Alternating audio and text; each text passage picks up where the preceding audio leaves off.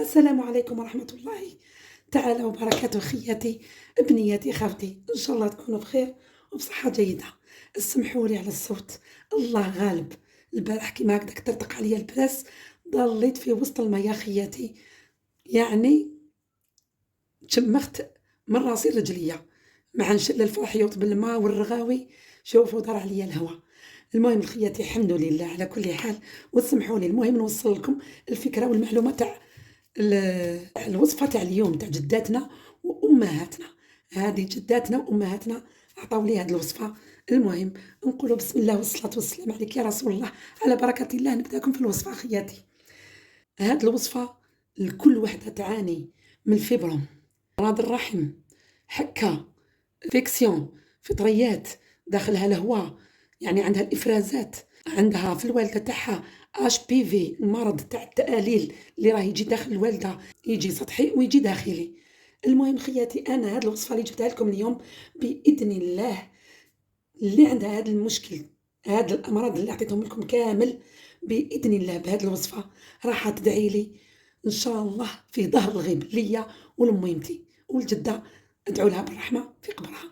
المهم خياتي، إن شاء الله كل وحدة راهي تعاني بإذن الله بهذه الوصفة تتعالج. الوصفة وشنو هي خياتي؟ نجيبو حبة بصل حمراء كيما راكم تشوفوا فيه، لازم بصلة حمراء. البصلة الحمراء خياتي واش نديرو؟ حنا نسحقو قشرتين من هذه البصلة، نقطع هذيك البصلة نسحقو منها قطعتين هكذا خياتي. نسحق القطعة هذه هكذا، ونسحق واحدة أخرى في الكوتي، لازم يكونوا قد قد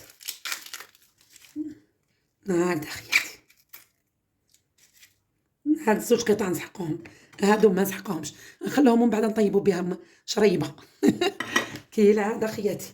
نجيبو خياتي هادوك زوج قطع تاع البصل هكذا، واش نديرو فيهم خياتي؟ هاد زوج قطع تاع البصل نجيبو خياتي في وسط وحدة منهم نديرو الخزامة.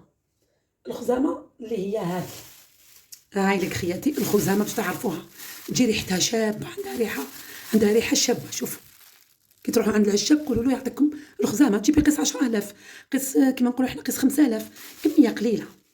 نجيبوا الخزامة خياتي نديروها هكذا في وسط هذيك البصلة هكذا كيما راكم تشوفوا. واش نزيدو خياتي؟ نحطوا الخزامة على جهة، نزيدو خياتي القرنفل، المسمار، هاي لك المسمار كيما نقولوا، ها قرنفل نديرو كيما نقولوا 5 حبات 6 حبات 7 رؤوس 5 هكذا كمية تاع القرنفل. واش نزيدو خياتي دوكا؟ نزيدو الزعتر، وليك الزعتر البري كيما راكم تشوفوا فيه، هاهو الزعتر هكذا خياتي. نجيبو كمية صغيرة تاع زعتر هكذا، نحو هادوك الطرق هكذا، نديرو كمية تاع الزعتر هكذا شوية هكذا الزعتر، نحطو الزعتر باش تشفاو عليهم خياتي، الزعتر والقرنفل والخزامة درناهم كيما راكم تشوفوا في البصلة هذه. واش نديرو خياتي دوكا؟ نجيبو القشرة الثانية نديروها على اختها هكذا كيما راكم تشوفوا هكذا.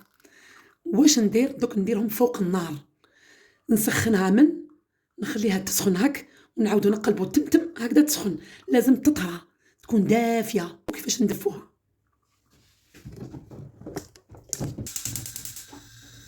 هاني شعلت خياتي الفرن كيما راكم تشوفوا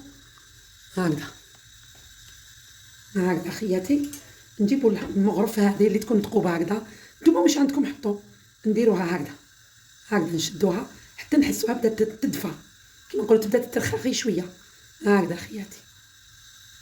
نعاود هاي طرات من الكوتيل التحتاني، دوك نعاود نقلبها غير تم هكذا، ونديرها الطرف الثاني هكذا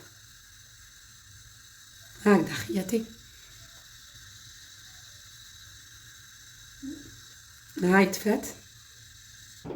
هاي دفات خياتي. درك واش نديرو؟ نجيب خياتي هذيك البصلة اللي سخنتها، هاي ليك مازالت هاي دافية، راهي دافية شوية. شوفوا خياتي، شوفوا كيفاش تطرى، شوفوا كيفاش طرات هكذا، وهذوك الأعشاب كاع من الداخل. فاش نديروها خياتي؟ هذه نجيبو هادو كيما نقولوا حنايا الفوطات اللي نديروهم تاع العادة كيما راكم تشوفوا، نديرو هاد البصلة هكذا في الوسط، ونلبسوها مع اللباس الداخلي، نديروها ونرقدوا بها.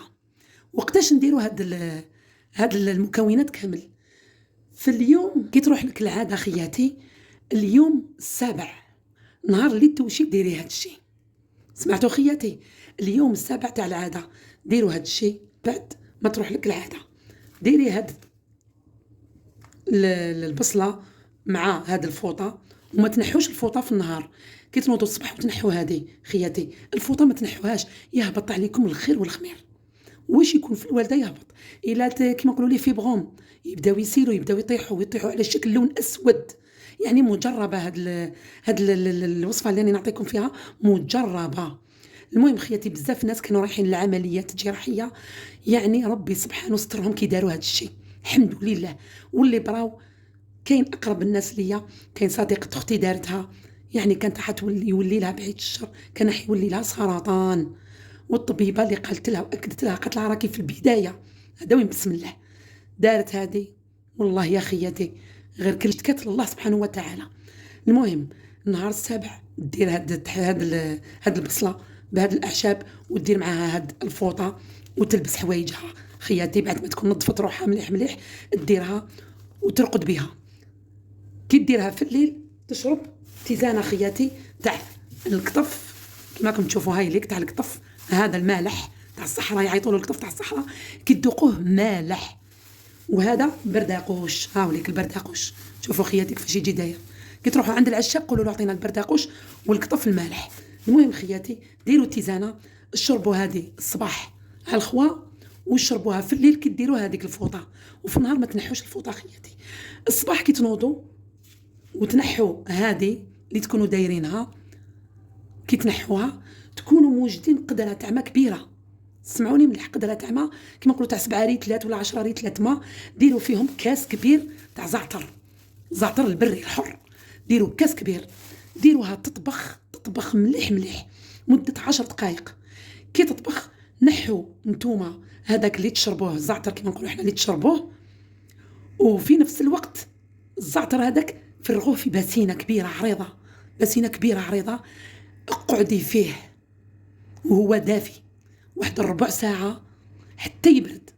لازم تقعدي مليح، بركي مليح في هذا الماء. مدة اللي تقعدي فيها في الباسينه مده 10 ايام، ولا هذه ديروها مده اسبوع. واشربوا تيزانه دائما معاها كما قلت لكم تاع القطف والبرداقوش، كاس الصباح اجا وكاس في الليل كي تجوا ترقدوا خياتي. والزعتر كي ديروه الصباح كي تنوضوا اشربوا مور القطف، اشربوا الزعتر 10 ايام سوا بعد العاده. ديروا هادو كاع اللي قلت لكم عليهم، وتشوفوا واش يخرج منكم، وتشوفوا باللي الفيبروم بدا يذوب وبدا يهبط لكم، الامراض اللي في الوالده كاع تروح، البروده اللي في الوالده تروح، الاش بي في التاليل يروحوا. ونوصيكم كي تقعدوا في الباسينه تاع الماء كي تنوضي ما تنشفيش روحك، لبسي ملابسك الداخليه ديريكت، ما تنشفوش، وما تغسلوش بالصابون حجره ولا زعما صابون مارسي، ولا تقولي ندير مطهرات ولا ما دير والو. من بعد هذا الوصفه تاع البصل اللي قلت لكم عليه ديروه، هذا ديروه مده اسبوع، هذا كملوه 10 ايام شريب وتقعدي فيه. والتيزانه مده 7 ايام، وانتم تشربوا الصباح وفي الليل كي تجوا ترقدوا باذن الله. الامراض كاع اللي فيكم، الانفيكسيون، فطريات، الحكه، الهواء الداخلي، الافرازات هذيك يعني اللي فيها الريحه، يعني الفيبروم، ليكيست، الكل يروحوا وتولوا ما شاء الله.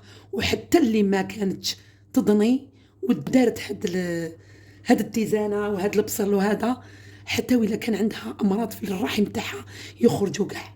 الشهر الثاني قادر ربي سبحانه تحمل وتجيب اطفال.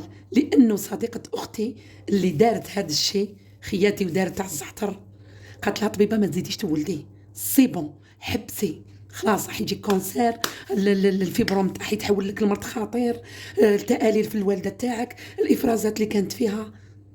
نهار راحت الطبيبه بعد 10 ايام ودارت التحاليل ودتهم لها، والله العظيم يا اخواتي يا طبيبه تشوكات، قالت لها الشي اللي كان فيك وين راح؟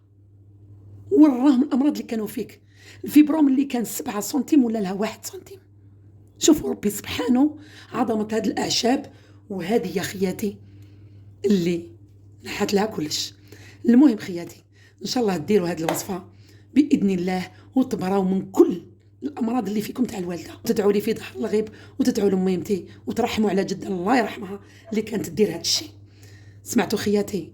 ونقول لكم خياتي الله يفرقنا بلا ذنوب. نتلاقاو في فيديو آخر صحي وينفع إن شاء الله العباد ان شاء الله. واللي عنده ضر يرفدوا ربي عليه، واللي متمنيه تضني تجيب دراري ونزيد ندير لكم فيديو تاع يعني نسالي باش يرفدوا باذن الله. نتوما امروا وانا نلبي، وربي يشفيكم ان شاء الله. واللي عنده ضر الله يرفدوا عليه، واللي عنده مرض باذن الله بهذه الاعشاب يبرى ويدعي لي في ظهر الغيب.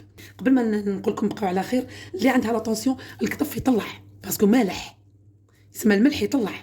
اللي عندها لا طونسيون دير فنجان صغير تاع هاد التيزانه. هاد التيزانه ديروا منها فنجان صغير ماشي كبير، فنجان صغير تاع لاتاي. سمعتوا خياتي؟ شويه من القطف وشويه من البردقوش هكذا خياتي، كل يوم في الليل والصباح شربوا قيس فنجان صغير تاع قهوه. سمعتوا خياتي؟ ان شاء الله ديروها وادعوا لميمتي ورحموا على جدة الله يرحمها.